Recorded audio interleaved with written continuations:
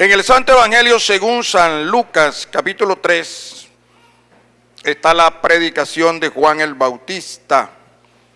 Evangelio según San Lucas, capítulo 3, dice: en el año 15 del imperio de Tiberio César, siendo gobernador de Judea Poncio Pilato, y Herodes tetrarca de Galilea, y su hermano Felipe tetrarca de Iturea y de la provincia de Traconite, y Lisanias tetrarca de Abilinia, y siendo sumos sacerdotes Anás y Caifás, vino palabra de Dios a Juan, hijo de Zacarías, en el desierto.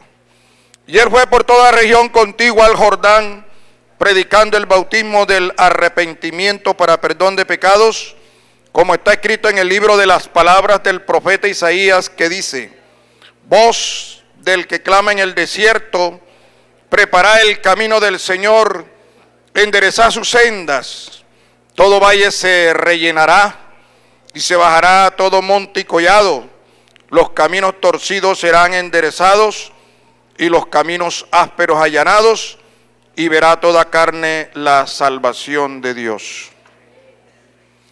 Yo quisiera pedirles un gran favor a los hermanos, a todos, que por favor escucháramos la enseñanza de hoy. Algo importantísimo nos va a decir el Señor en esta mañana, y no hay excusas, no hay excusas. Yo quiero decirles, hermanos, que hoy vamos a hablar del llamamiento. La historia de nuestra iglesia, estamos en 82 años, y uno se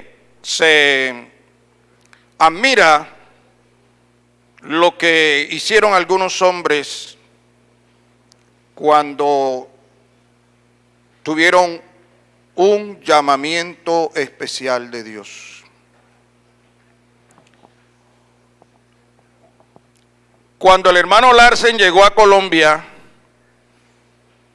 y se propagó en el Canadá, porque no hay una cosa que llene más de alegría a la iglesia que oír noticias de lejanas tierras que llegan anunciando y diciendo: Dios llegó a tal país, tantas almas se han entregado al Señor, se bautizaron unos cuantos, otros recibieron el Espíritu Santo.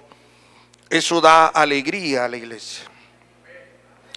Y la iglesia de Colombia era sostenida por la iglesia en los Estados Unidos, la iglesia creo que de Missouri, creo que era, y la iglesia de el Canadá.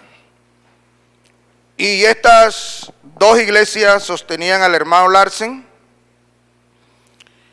Pero cuando llegó la noticia a esas iglesias, impactó a una cantidad de jóvenes. Y hubo uno de ellos que fue tanto el impacto del llamamiento de Dios y de las noticias que llegaron de Colombia allá al Canadá, el que tuvo la visión de un país que ardía en llamas en Colombia, en el sur del continente, decía él, era el hermano Stair, canadiense.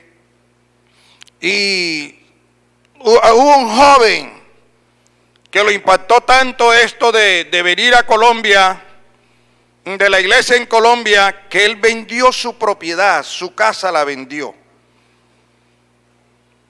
A veces la gente no entiende esto, a veces la esposa tampoco no entiende esto, pero cuando Dios hace un llamamiento especial a una persona, la persona parece que se volviera loco, pero no es que está loco. Es que en él se metió algo que se llama llamamiento. Y eso cambia la vida de cualquier ser humano. La cambia, la transforma.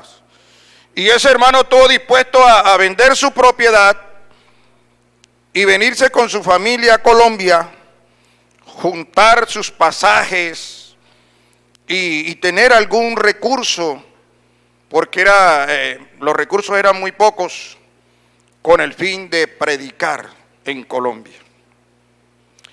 Así, mis hermanos, que esta iglesia que hoy tenemos en Colombia, floreciente, hermosa, querida, una iglesia que tiene fama a nivel nacional e internacional, que el Congreso de la República le ha dado públicamente reconocimientos y le ha entregado hasta placas a la iglesia por la labor que estamos cumpliendo en nuestro terruño, y a nivel internacional no alcanzamos a enviar los misioneros que nos piden, porque es que esto del evangelio, esto es contagiante, esto es lo más pegajoso que hay, lo más contagioso que hay, porque es que Cristo es un personaje único, amén, hermano. Es que Jesucristo no tiene un rival, Él no tiene competencia. Donde llega Cristo, llegó la vida, llegó la esperanza, llegó el Salvador, llegó el conquistador de los hombres. Cristo partió la historia en dos, de manera que hubo vidas impactadas.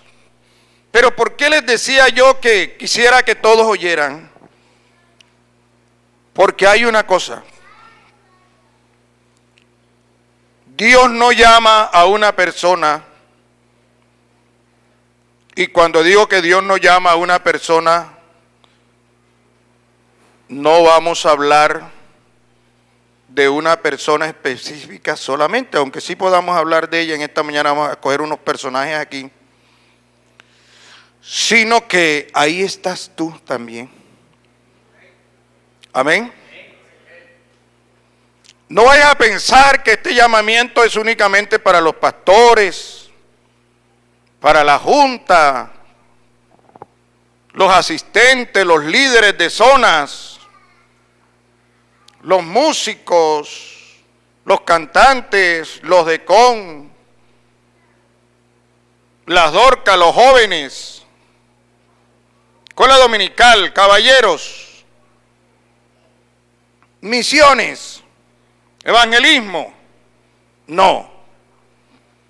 Yo quiero que nos ubiquemos bien esta mañana y decía algo importante que de pronto alguno no alcanzó a oír cuando comencé a pedir la petición por el pastor fallecido, que era joven y que Dios solamente lo llamó y le permitió servirle unos años. Se lo llevó joven. Es decir, la misión era hasta ahí. Un llamamiento con una misión hasta ahí. Así que los ancianos de esta iglesia, yo conozco la iglesia central desde hace casi 40 años. Puedo hablar de la historia de ella. Esta iglesia ha sido pionera y reconocida a nivel nacional. Aquí se han hecho confraternidades, se han hecho asambleas de pastores, congresos, se han hecho estudios. Aquí hay ancianos que pueden contar la historia de esta ciudad. Y lo que no supe y no sé, me gané a un hermano que fue uno de los primeros predicadores que tuvo esta iglesia, que se llama Alejandro Fontalvo. Estaba apartado y le metí un viaje especial a la casa.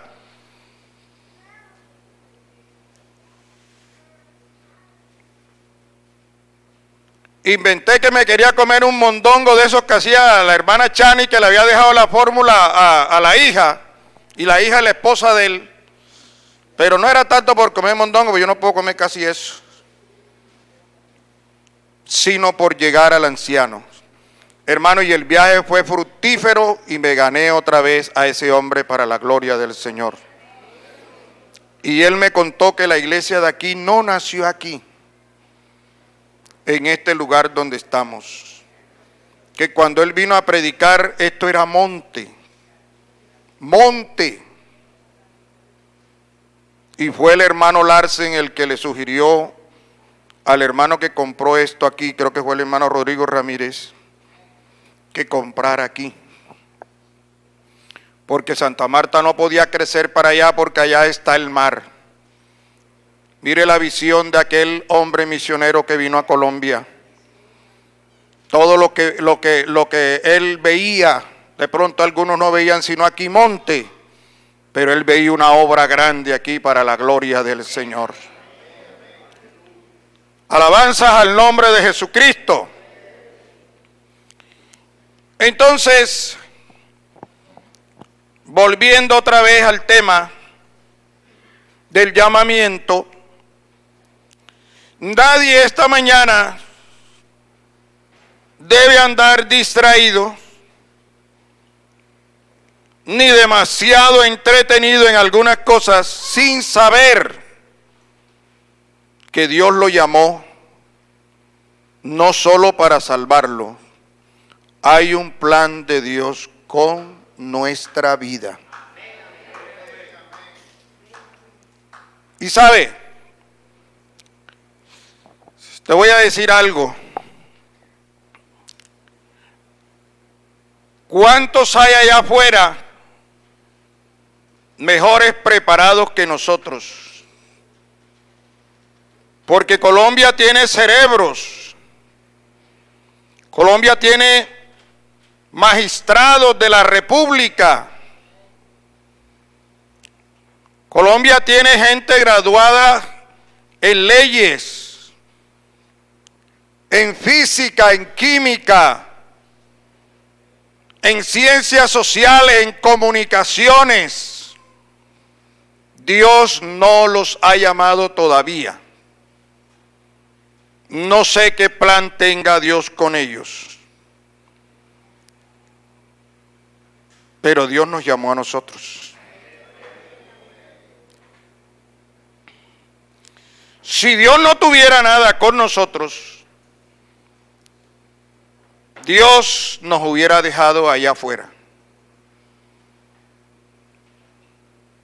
Pero si estamos aquí esta mañana, hay un programa de Dios con nuestras vidas. Pero de pronto alguno nos puede estar pasando como un niño que llevaron a vivir asilo y vivía con el sumo sacerdote y dormía en la casa de Dios y fue criado por el sumo sacerdote, pero cuando Dios lo llamó, él salió corriendo para otro lado porque él no entendía, él no conocía el llamado del Señor.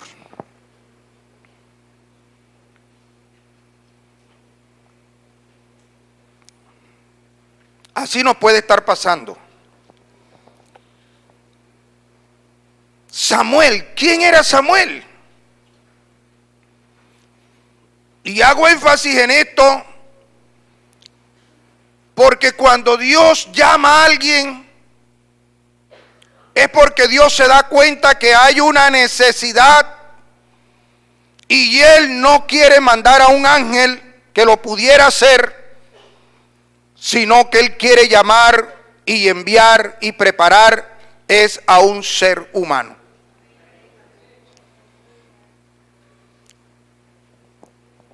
La historia de Samuel era que la mamá era estéril. Porque las grandes cosas que Dios hace en la vida de la gente, por eso es que Dios siempre se sale del común denominador, porque Dios hace cosas fuera de serie que siempre están sorprendiendo al mundo. Alguien cantó una canción y decía, habían tantos otros a quienes pudiera decir, sígueme hoy. Hombres de ciencia y poder de palabra, con grande oratoria. No sé exactamente por qué soy de él. No sé por qué estoy aquí, habiendo otros mejor. Siempre creado.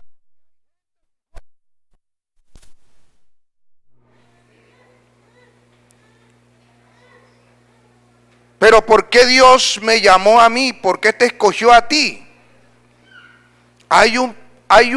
Vea, siempre que Dios trató con Moisés, siempre que Dios trató con Josué, siempre que Dios llamó a Abraham, siempre que Dios llamó a Samuel, a Jeremías, a Isaías, a Juan el Bautista, a Pablo y a todo ese listado de apóstoles, profetas, evangelistas, era porque había una necesidad.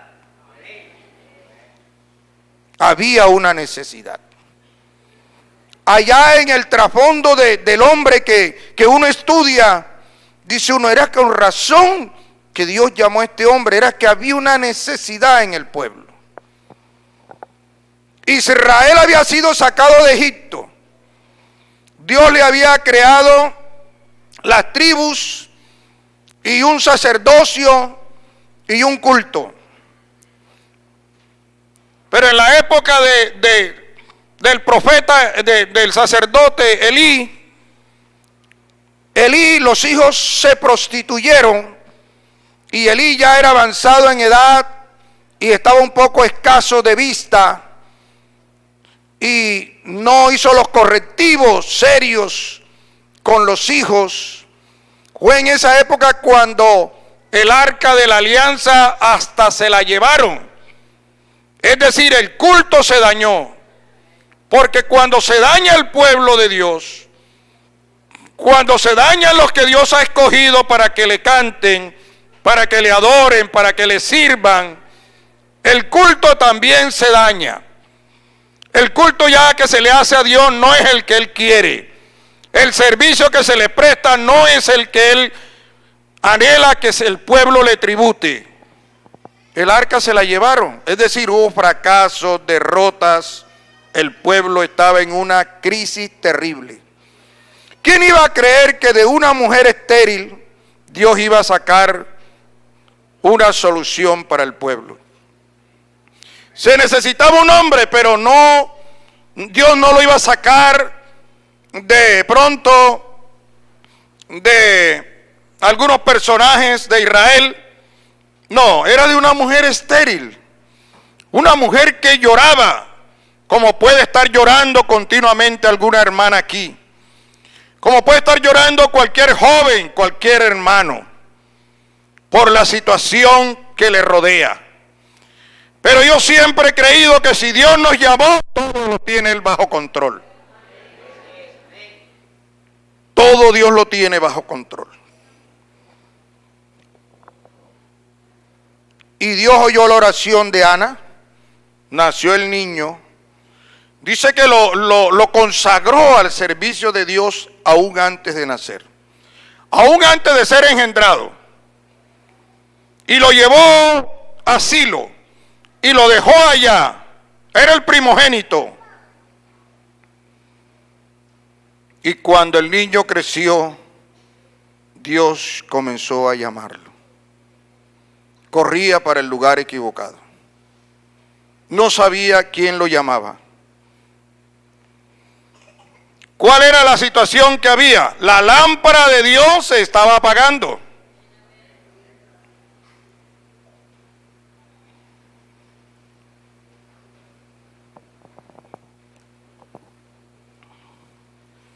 La situación del pueblo no era la mejor. Pero Dios dijo, se va a levantar, voy a levantar a alguien. No se va a levantar, no. Voy a levantar a alguien que me va a ayudar a hacer un trabajo en el pueblo. Si los hombres entendiéramos, si las damas entendieran, ¿qué se esconde detrás de nuestro llamamiento? ¿Por qué yo llegué a la iglesia? ¿Por qué estoy aquí? Algo tiene Dios para mi vida. Alabanzas al nombre del Señor. Algo, y algo grande y algo importante. El profeta, el niño, un día el anciano le dijo, yo no te he llamado, mijo. Pero cuando vio ese continuo llamado, dijo, de pronto es que sea Dios el que esté llamando al muchacho. Y lo ubicó y le dijo, es Dios que te está llamando. Dile que te hable, que te diga. Desde niño Dios lo hizo un profeta.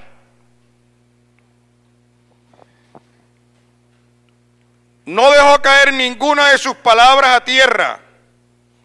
Y fue el último juez de Israel. Fue profeta. Fue el que infundió la justicia en el pueblo. Fue el que invitaba al pueblo a hacer sacrificios, a adorar a Dios, a volver al verdadero estado espiritual en que Dios quería que la nación estuviera. Fue el que ungió a David como rey y fue el que hizo los preparativos en el pueblo para cambiar de los jueces a una monarquía. Les dio las instrucciones. Se preocupó por la organización del pueblo. De manera que las circunstancias de la vida de un pueblo, de un hogar, de una familia, de una iglesia, vea, Dios escoge hombres para llevarlo a las iglesias. No son los directivos, no es el consistorio. Es que Dios sabe qué necesita su pueblo. Y Dios lleva el hombre, gloria al Señor. A veces a nosotros no nos parece que ese sea. Y todos nosotros nos equivocamos en ese aspecto. Todos. A mí me ha pasado lo mismo. No me parece que ese es el hombre que necesita esa iglesia. O el directivo o el miembro del consistorio. Pero también hago un reconocimiento que si Dios es el que lo puso ahí, es porque Dios necesita hacer un trabajo con ese hombre en esa congregación. Alabado sea el nombre del Señor. De manera que siempre que vemos a un hombre en las Sagradas Escrituras, ojalá que miremos detrás de su llamamiento que hay. ¿Cuál era el estado y la época en que fue llamado?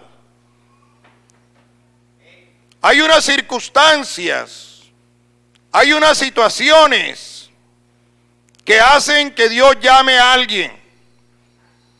Dios no está durmiendo. Dios no está descansando. Dios trabaja día y noche porque el plan de Dios es grande con el mundo entero.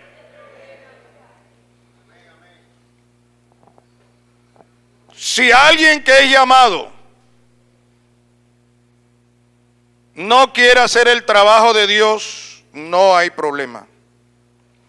El plan de Dios no fracasa. Yo he oído que hay pastores que se han regresado los enviaron a la obra y cuando están allá se dan cuenta que esto no es fácil. Se dan cuenta que hay situaciones que tienen que enfrentar donde a veces las crisis que rodean en ese momento la congregación son fuertes, que hay que hacer un trabajo evangelístico, que hay que hacer construcciones, que hay varios hogares destruidos que restaurar, que no es fácil lo que le han mandado a hacer, y entonces dicen, me regreso a casa, me voy a hacer mi trabajo que antes yo hacía, y se han regresado. Y la decisión de ellos, la iglesia se la respeta. Pero han habido otros que saben que es cierto lo que está sucediendo, que hay que construir porque no hay templo. La casa pastoral está deficiente. La economía no está buena. Tiene la esposa que no está bien vestida, ni los niños, la situación para el estudio de ellos. Pero la persona dice, lleva un mensaje, lleva un mandamiento, lleva todo un respaldo, nada más y nada menos que el Señor del universo. Y dicen, si Dios me trajo aquí, yo no veo aquí de pronto lo que Dios está viendo, pero que abra mis ojos para yo ver la obra que Dios va a realizar en este lugar. Y no hay una satisfacción y una alegría más grande que a uno le entreguen un grupito pequeño y uno vea todos los días las almas convertirse al Señor y puedan descender a las aguas. Y el día que sale con la satisfacción que el rebaño de Dios creció, que el templo lo dejó iniciado, que la economía creció, que pueden enviar a otros, que Dios estará apoyando y respaldando el ministerio de aquella persona. Alabanzas al nombre del Señor. Me llama la atención que el profeta Isaías, 800 años antes del nacimiento de Cristo, habló y dijo que delante del Señor vendría un profeta que prepararía el camino del Señor. Vendría con el espíritu de Elías. Yo no entendía eso, Ulloa. ¿Por qué Juan dice la Biblia que venía con el espíritu de Elías? Yo hasta esta mañana que estaba leyendo la palabra fue que me vino la revelación.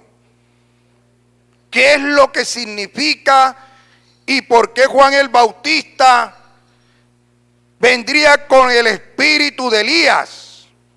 Yo dije, ¿será que vendrá con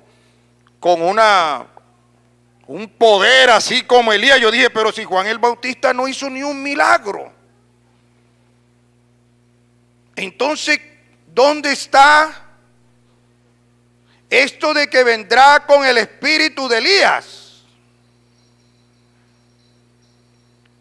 Y yo me puse ahí a pensar. Y de pronto alguien me dijo, vendrá con el rol de Elías. El rol de Elías. Lo que pasa es que nosotros tenemos una Biblia traducida. Y todavía no han actualizado eso. Entonces yo comencé a revisar el trasfondo de Elías.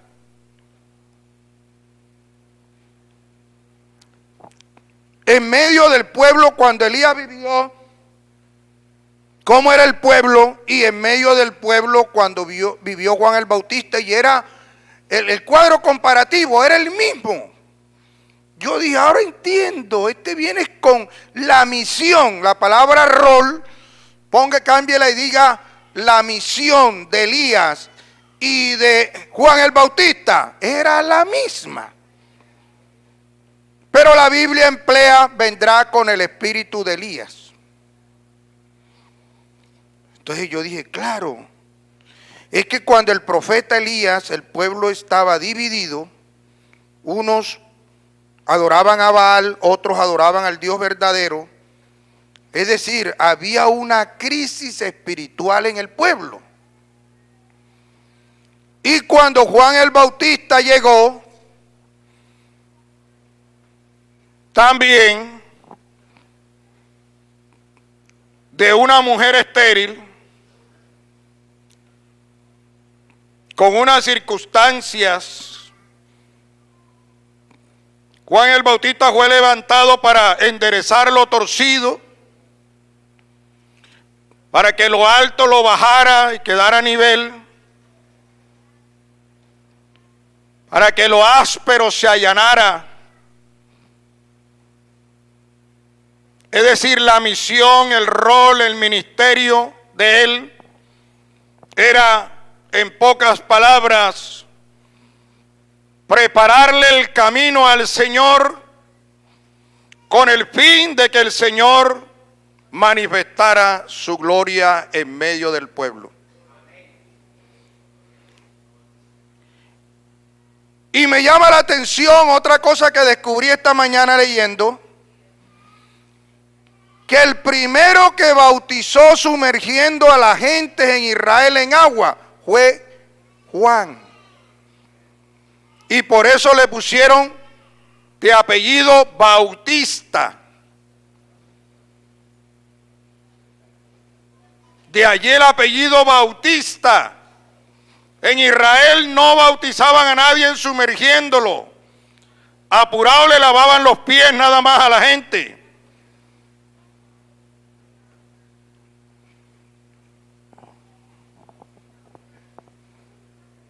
Parece que Juan había vivido con un grupo de personas que allá la costumbre del bautismo era así, parece que eran sidonios. Sidonios.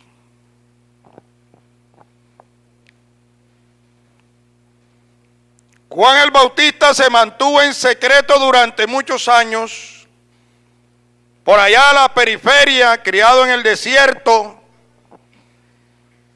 Pero dice que en el año 15 del imperio de Tiberio César, siendo sumo sacerdote Anás y Caifás,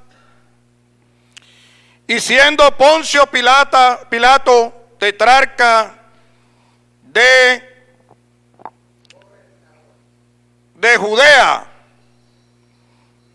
y Herodes de otra provincia, vino palabra de Jehová a Juan el Bautista en el desierto, y este hombre tenía unas características de un profeta. No tenía vestidos finos, era un vestido de piel de camello, y se amarraba la cintura también con un cinto de cuero. Así que la apariencia de él no era muy elegante. Pero aunque la apariencia de ese hombre no era elegante, ese era el escogido por Dios para prepararle el camino del Señor. La misión era grande, no era cualquier cosa. Esto no es cualquier cosa. Y dice que él fue por toda la región contigua al Jordán y le decía a las gentes: arrepentíos, porque el reino de los cielos se ha acercado. Viene tras mí uno a quien yo no soy ni encorvado digno de desatarle su calzado. Yo les bautizo con agua, pero Él les bautizará con el Espíritu Santo. Y dice que salían los de Judea y los de Traconite y de otras provincias y eran bautizados por Juan en el río Jordán. Y este hombre tenía un ministerio como el de Elías. La misión era parecida. Elías le hablaba fuerte al pueblo. Y Juan el Bautista le dijo: generación de víboras, ¿quién os enseñó a huir de la vida, de la ira venidera? Haced pues frutos dignos de arrepentimiento. Y a los soldados les decía: conténtense con su salario, no roben. Y al que tiene 2 capas, que la comparta con el otro que no tiene. Y salían a Juan y eran bautizados por él, preparando el camino, enderezando las sendas, organizando. Él era el heraldo del Señor. Hermano, Juan el Bautista era muy respetado, muy valorado, muy reconocido en toda la nación. El pueblo le consultaba, el pueblo lo admiraba. Juan el Bautista comenzaron a ser discípulos y hasta el mismo Señor Jesucristo se fue al río Jordán para ser bautizado por Juan. Alabado sea el nombre del Señor. Y el Señor, hablando de Juan, decía esto, que es lo más importante que necesitamos nosotros. No vamos a decir mentira, pero a los seres humanos nos gusta que alguien nos diga algo bonito. Oye, tú tienes un ministerio muy especial, eso agrada. Oye, el mensaje que predicaste estuvo muy bueno, me gustó. Oye, los trabajos que has hecho, el recorrido, la doctrina que tienes, la formación, la estructura, bueno, tantas cosas, eso agrada. Pero lo más importante es la opinión que Dios tiene de nosotros. Podemos nosotros admirar a un hombre, podemos elogiarlo, podemos reconocerlo, podemos respetarlo. Pero hermano, eso es normal que se haga, pero lo más importante es que Dios, ¿qué opinión tiene Dios de esa persona?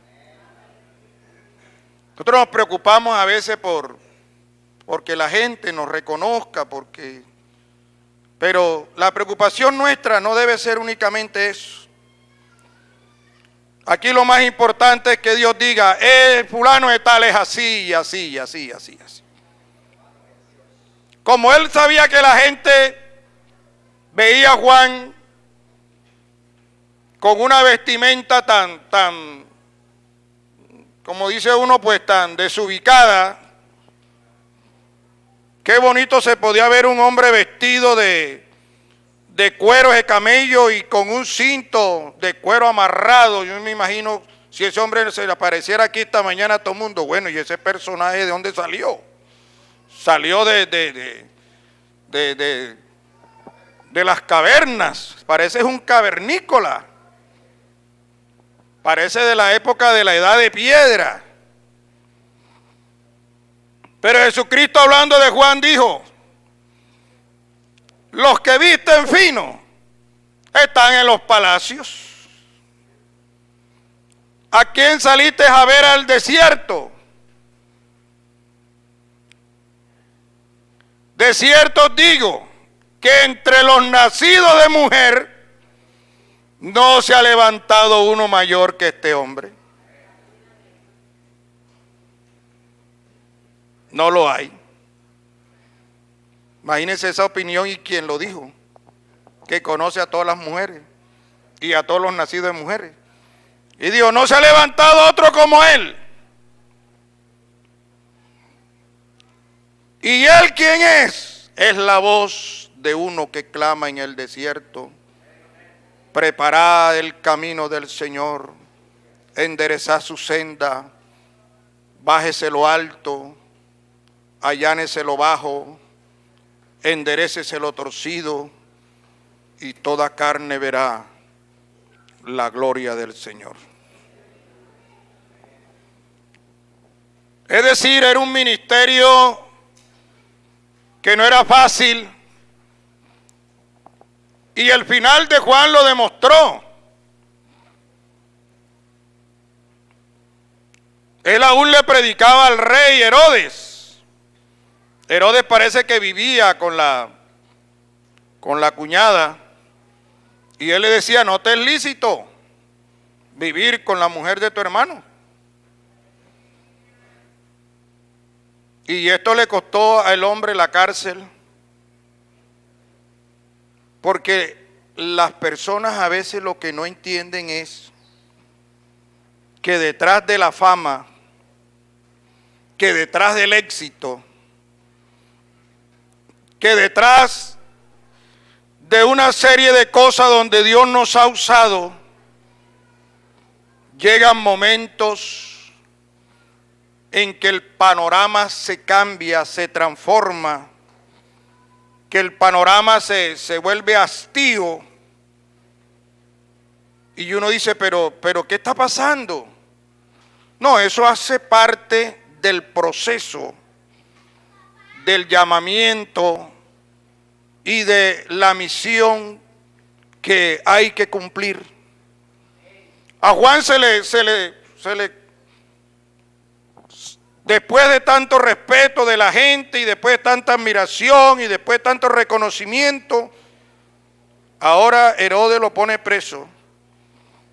Y un día que bailó una muchacha allí, semidesnuda delante de él, que a él le agradó, y le dijo que pidiera lo que quisiera, que hasta la mitad del reino se lo daba, estaba borracho, estaba vuelto nada, en medio de una orgía terrible. Fue a consultar a su mamá, que era la que vivía con Herodes, y dijo: no, pide la cabeza de Juan, a este me lo quito yo de encima, esta es la piedra en el zapato, así que dile que te dé la cabeza de Juan. Y Herodes no le quería cortar la cabeza a Juan, porque Herodes sabía, y la gente sabe cuando un hombre es de Dios o no. Y a la gente le da temor tocar a un hombre de Dios. La gente lo sabe, amén, hermano. Amén, iglesia. La gente dice: este es un hombre de Dios. Y eso lo sabía Juan. Sin embargo, como había prometido eso delante de los grandes y su corte y públicamente, no le quedó otra sino cortarle la cabeza a Juan. Pero saben ustedes una cosa, todavía tenemos el bautismo de Juan. No ha cambiado. No ha cambiado. Ha cambiado en el sentido de que ahora le invocamos el nombre de Jesucristo, pero el bautismo es el mismo.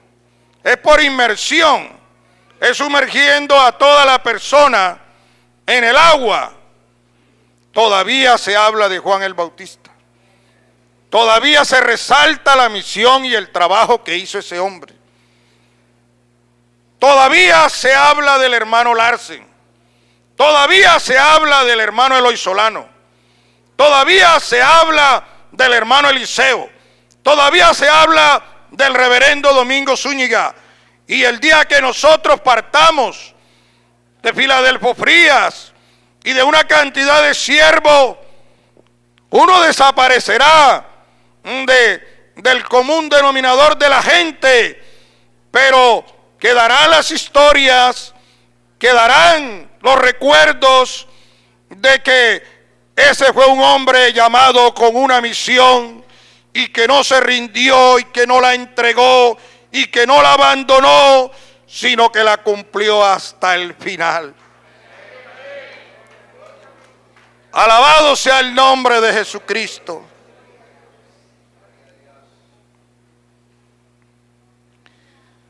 Entonces,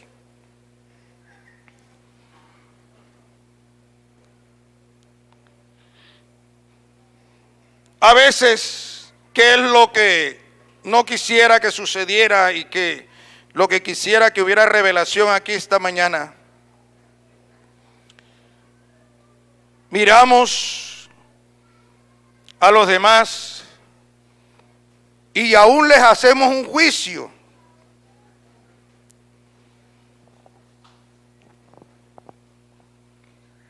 ¿Por qué fulano de tal no hace tal cosa? ¿Por qué aquí no han hecho esto? ¿Qué pasa? ¿Qué le pasa a los dirigentes? ¿Qué le pasa a los pastores? ¿Qué le pasa a los diáconos? ¿Qué le pasa a los hermanos? No han hecho esto, no han hecho aquello, no han hecho tal cosa. ¿Por qué no se ha realizado todo esto? Y en ese juicio que se hace, en algunos aspectos existe razón. Pero lo que el creyente debe darse cuenta es, bueno, ¿qué hago yo aquí en la iglesia?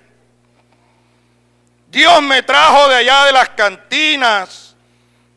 Dios me sacó de por allá detrás del pecado.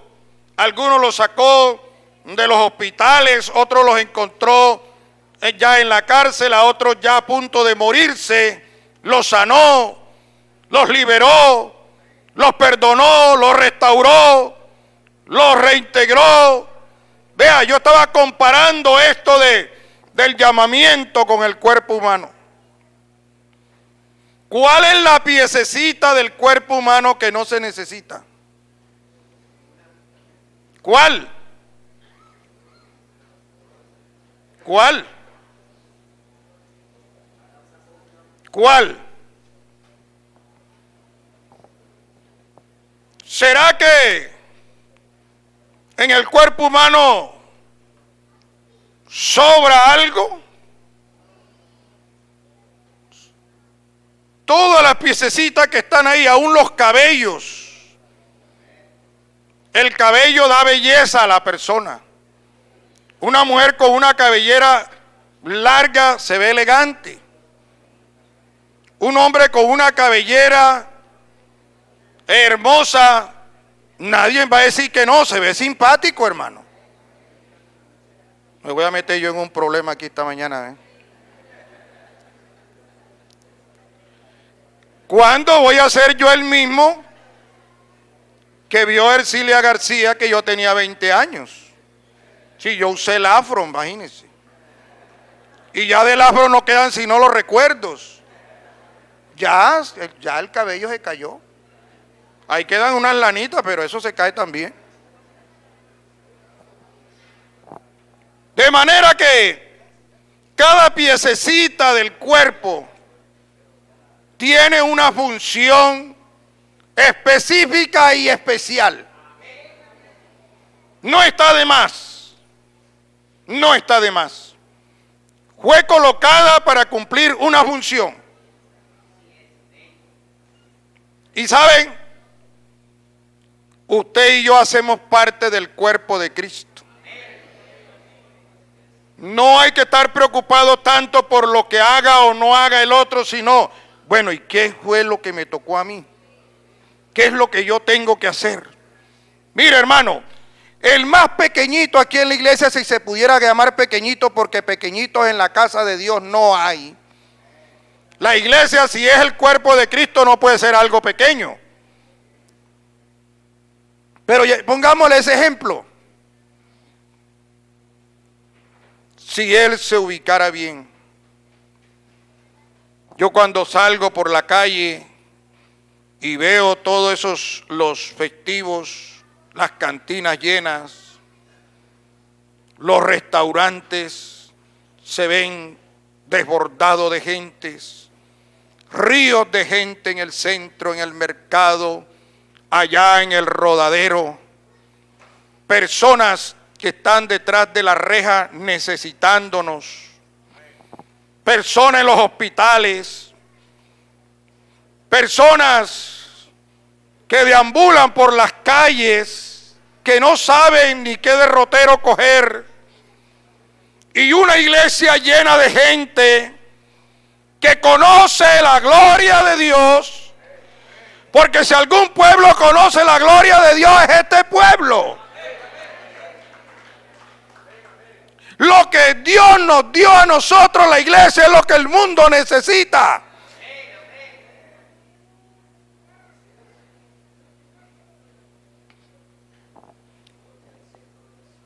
No creamos que las personas, porque tengan riqueza, no nos necesitan. Yo quiero que Dios levante gente de aquí que vayan a predicarle a las personas que tienen dinero. Que digan, él también necesita conocer quién es Jesucristo. Él necesita saber. Hermano, un ingeniero. Por allá en la sierra tiene una finca y por allá hay un hermano predicando, amigo mío. Y lo invitó a su finca para que le hiciera un culto. Y pidió que orara por él. Y es ingeniero y económicamente está bien. Concejales. El problema no está ya en ellos. El problema está acá entre nosotros. Y no, yo quisiera que no nos sintiéramos como pellizcados, no. Sino que yo lo que quiero decirle a la iglesia es que lo que tú tienes, lo que Dios te ha dado, iglesia, es tan sagrado, es tan solemne, es tan alto, que el día que los compartas con alguien, esa persona va a quedar agradecida contigo. Dios necesita decisiones. Hoy Dios necesita decisiones. Qué bonito que alguien nos trajera las noticias en estos días. Hermano, por allá estuve visitando a un muchacho que andaba por la calle, perdido. Y Dios me dio la oportunidad de predicarle. Qué bonito que otro venga con otra noticia. Fui a la cárcel a visitar a un amigo y le consolé la vida y oré por él y se entregó al Señor. Qué bonito que tu hermano que no está en la iglesia. ¿Cómo me voy yo a conformar tener la iglesia llena porque está llena? No vamos a decir aquí lo contrario.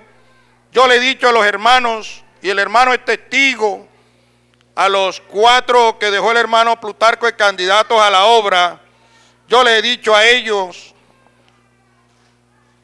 yo no puedo conformarme con que la iglesia está llena y no hacer nada, y no inventar nada, y no buscar a Dios que nos dé alguna misión, porque creer que el trabajo se hizo, porque creer que esto se terminó.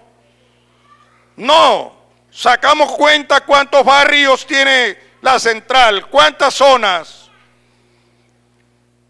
Algunas no se está predicando, y yo dije, ¿por qué cada uno de ustedes no agarra una zona de esa? ¿Por qué si ustedes aspiran a la obra, por qué no comienzan a trabajar desde ya? Sí hay almas, sí hay necesidades, sí hay de todo. Iglesia Central de Santa Marta, yo te elogio muchas cosas. Yo sé lo bonito que es esta iglesia, cuánto me identifico con ella. Aquí en este altar el hermano Octavio Valencia me hizo mi ordenación hace 26 años. Es decir, yo tengo muchos recuerdos de aquí. Pero lo que quiero enfatizar esta mañana es que no hemos terminado el trabajo, que no se ha terminado la misión. Yo quisiera que este año nos ganáramos otras almas para el Señor. Hermano, pero entonces la iglesia está llena, no cabe la gente, sacamos otras iglesias. Pero como dijo el profeta, voy a ubicarme en la posición del profeta Bautista esta mañana, del que bautizaba, de Juan. Si queremos que esos barrios vean la gloria de Dios, alguien tiene que volverse heraldo de Dios en esos barrios. Alguien tiene que ir a preparar el terreno, a enderezar lo torcido, a allanar lo áspero, a que lo alto se baje, a que lo que está muy abajo se suba, y que cuando todo esté parejo, la gloria de Dios caerá sobre esa zona. La gente verá la gloria de Dios en esta ciudad. Los Ángeles y todos esos lugares, Ciudadela.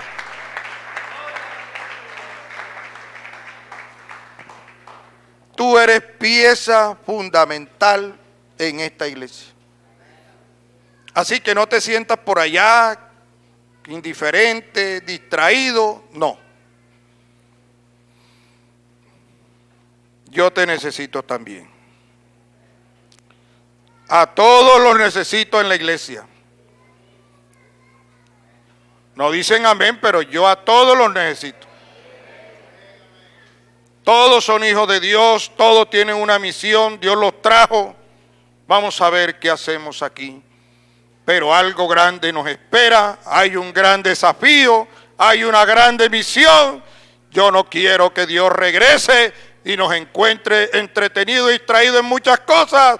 Hay una obra grande que hacer.